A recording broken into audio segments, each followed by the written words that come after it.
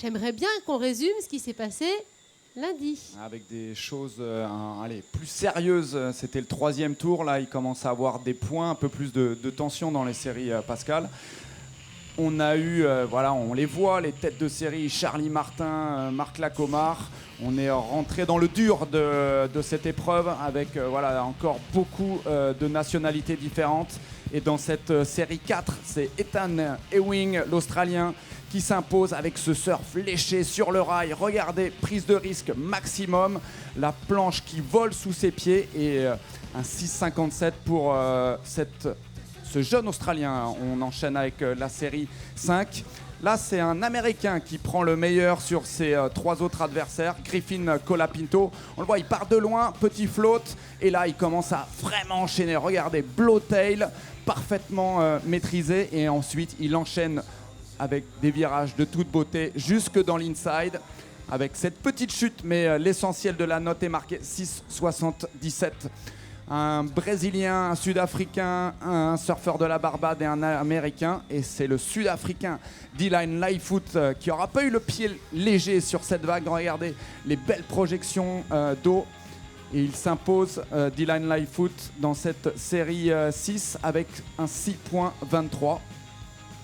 On enchaîne avec un surfeur de la Barbade qui nous a déjà régalé lors de l'expression en session, Josh Burke, qui aurait été vraiment impérial avec un 7,10. Alors il commence extrêmement fort sa vague. Et regardez ce finish, bim, juste devant les juges, c'est ce qu'on veut voir, le point d'exclamation et les points supplémentaires. Série 8, Victor Bernardo est face à Brian Toff, un peu un revenant, et il va frapper très très fort, hein. Accrochez-vous bien, 9,17 pour Brian Toff qui éblouit de sa classe ce troisième tour.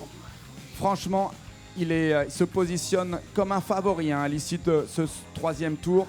Une grosse performance du surfeur de Puerto Rico.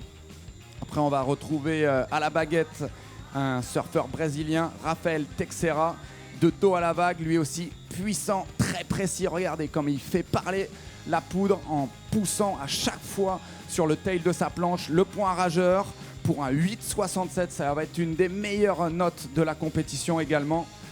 Là, on va retrouver deux Français, Tristan Gibaud et Dimitri Ouvray. Dimitri Ouvray, impérial, hein, toujours aussi puissant backside.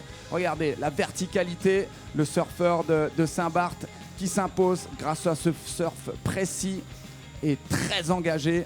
C'était très bien parti pour sa campagne 2016 sur ce Martinique Surf Pro. Série 11, deux Brésiliens, un Sud-Africain et un Australien. Et c'est l'Australien Luke Hind, venu des Antipodes, avec un beau contingent australien qui s'impose, 6,67.